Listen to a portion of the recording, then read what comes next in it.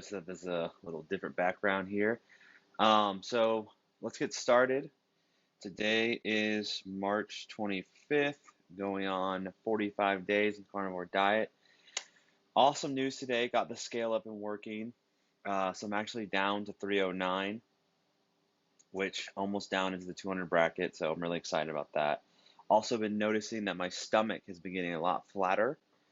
Not just from like when I'm not eating or when I'm fasted from when I wake up in the morning, but even after I eat, still no bloating, no sticking out. It's unbelievable actually.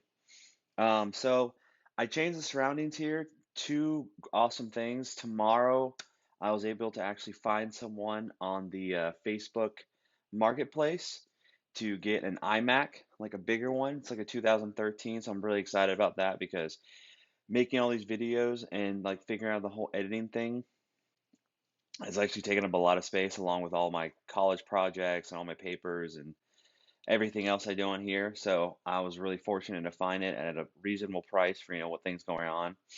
Um, so I'm actually going to go pick that up tomorrow, and I'm just super excited for that. Another reason I want to do this because I'm in my living room area. I'm going to review the first 20 minutes of the Fat A documentary, so that I can pause it and then get to the things that I'm looking at. I have my iPad right here, and I also have my phone set up right here next to my light, so I can look up some stuff. Another quick side note before we begin, I hope everyone's taking the proper precautions that are out there. I know there's a lot of crazy information going back and forth between people going back to work and them talking about opening up stuff. And I mean, we're still in this weird haze of what's going on with this. I actually pulled up the actual impact in the United States right now. We have 67,000 plus cases. The positive note is we've had 593 recoveries, but we've also had right now, just in the United States alone, 1,039 deaths.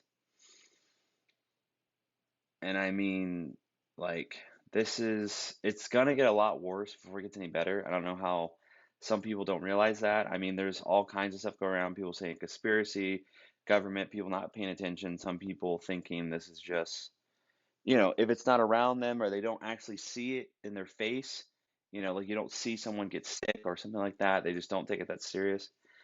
Um, so just try to keep safe out there, try social distancing, just try to stay away. I mean, I'm not saying that you should lock yourselves in the house and not leave. You should still be outside, but, you know, just take proper precautions, making sure you're clean, making sure that, you know, sadly, you're not like spreading the disease if you do have it, or, God forbid if something else happens, But yeah, I just wanted to put that little Q note out there because I mean, this is affecting everybody. I mean, this is the entire world. So I hope everyone's keeping safe. Anybody in the Florida area, I know in Florida right now there's 1,977 cases, and there's been 23 deaths. And I think just in my little area, let me see what I'm following. Yeah, in Sumter County, where I live, there's 18 cases confirmed.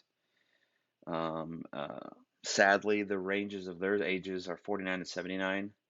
So, God bless them. I wish them luck. I don't know what's really going to happen to them in the end. So I hope everyone's just keeping safe out there. That's all I can say. All right. So with that on note, I'm going to hit play and we're going to go through this little step by step. So yeah, Fat A documentary. Ready?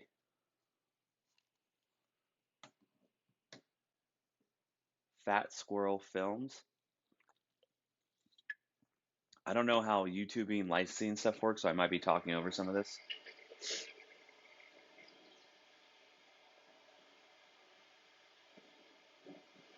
They were all in agreement about what you can do, what we can do for Charlie. Charlie. Charlie is the child they're talking There about. was drugs, Yeah. and there was brain surgery, and you're out of luck. And so it was a while ago, but Charlie was born March 11th, 11th, 1992, 92. and he had a pretty normal first year. And then right around his first birthday, a little before his first birthday, I was actually pushing him in the swing one day, and he kind of threw his arm up in the air and twitched his head a little bit. And Minor I seizure. didn't even think much of it. And I asked my wife Nancy, I said, have you seen anything like that? And she said, yeah, I've seen a bunch of it. Oh. So that was the beginning. We started seeing neurologists. So right now they're showing footage of Charlie with medical equipment hooked to his head so that they could monitor the surgeries, the seizures that he was going through. Pediatric neurology at Boston Children's Hospital, Seattle Children's Hospital, UCLA, LA Children's Hospital. Okay. So we tried, all the drugs were available at the time. Charlie had a brain surgery, a horrendous brain surgery, and nothing really stopped his seizures. And we lost hope. We were basically told there was no hope. And one day after the visit, I stopped at the medical library. And as soon as I started researching pediatric epilepsy, one of the first things that came up was a ketogenic diet. And it was kind of shocking to me because what it said was, Okay, I'm going to stop that right there. So he's talking about, as most people, if they have children, you don't know what to do. God forbid if you have to deal with something in the long lines of your child being hurt or some sort of medical condition that they might be diagnosed with, or just seeing them having seizures and there's nothing you can do. What are you supposed to do? And it's funny that he ended because I think that a lot of people should take this into their own account. I know that we go to primary doctors and you have like a doctor maybe you've been seeing forever, or you have different physicians you have to go and see and stuff like that. And sometimes they are helpful. I know there's a lot of good people out there, especially right now. God bless those nurses and doctors going through all this. But some cases, when it comes down to there's, no other choice, I don't think that's entirely true. I know this is like a very big long shot, and it's crazy to think about, his son's having seizures, and you never would have think that his diet would be such a big concern. And it's just unbelievable, but I strongly believe that people should, especially nowadays, the world we live in with, iPads and computers everywhere, our smartphones have, so mass amounts of technology. We should be trying to research stuff all the time, and we should be trying to find those clues or maybe the information that we need to help ourselves or help others. That's just a little rant right there. We're going to continue now. That about a third of the kids with epilepsy as bad as Charlie, who go on a ketogenic diet, and their seizures go away. And another third are significantly improved. Another third. It doesn't work. And yet, all of these folks we had taken Charlie to see never mentioned a word about diet. Nobody ever does mention about diet. Bring that up. Nutrition information can be so confusing, and as advanced as we are medically and scientifically, the question Diet remains, versus what health. food should we eat to achieve good health? Fat. Fat is not our enemy. Just going through a multitude of pictures, grocery stores, especially old 80s, 90 commercials. So this is part one. More for information. Here we go. All affects all of us. The media's just going to sell what people are going to buy. And if people knew the truth, they would know what to ask for. I still don't know the truth. I've been in the health and fitness game for the better part of 40 years. 40 years. Specializing in weight loss. Weight loss. Over the years, I've seen everything come and go at least 100 times. But as a country, we've only gotten fat. Let the fat get fatter. What pill should I take? Should I take a pill? What about this protein shake? We all know someone who's trying to lose weight. And most of those people don't realize simply losing weight doesn't mean good health. Yep. My mother, for instance, she was always on some diet. My mom. One week it was the Cambridge diet. The next week it was the Scarsdale diet. The next week it was the Cabby Silk diet. But wait a minute, the next week she ate nothing but bananas. Where did that come from? I always wonder about things like eight-ounce glasses of water per day. That is Okay? true. Yeah. Where did that come from? High blood pressure. You know, doctors will say, oh, you have high blood pressure. Stop drinking coffee. Really? These are all just myths. The myths have become ingrained in our society far too strongly for people to realize they're myths. What are some of the health myths we hear every day? Grains are good for you, and that is bad for you. Obesity, isn't it? So yeah, that's a big one. We're gonna start with that one. Grains are good for you, fat's bad for you. I think we all know that's just an absolute lie nowadays. I mean, looking back at the horrible food pyramid we had, I mean, I think we all realize that too much wheat and too much grains and too much carbohydrates are just, you know, not something we should be consuming the most of every single day. And that fat is not the real problem. Energy balance disorder. Oh yeah. Calorie in, Calorie out. Yeah. calories in, calories Is out. out. As long as you're burning enough calories, you can ingest whatever you want. That's a hard one too. I mean, how much exercise do you get for each calorie? How much are you really burning? Diet is a healthy diet. We saw fat in the coronary arteries, and that must come from ingested fat. Light, Doctors are lean. learning that almost everything we're taught about nutrition is wrong. And I realized there was this incredible story that we had gotten it pretty much completely upside down and backward on fat. Believe it or not, the story of how we got to where we are today started in the 1860s. 1860s. Seventh-day Adventist Church. Ellen White. Ellen White. Ellen was a higher up in the church, and she would have these premonitions. And one night she had a dream that God came to her and said that we shouldn't God eat came to anything her. with a face. I was taken to another place high above this world, and I heard a voice.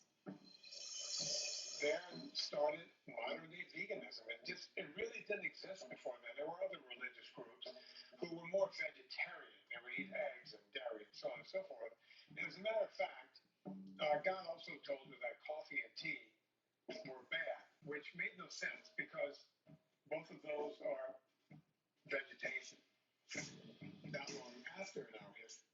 So after she came out with these claims that said God told her not to eat anything with a face, that was when veganism was born.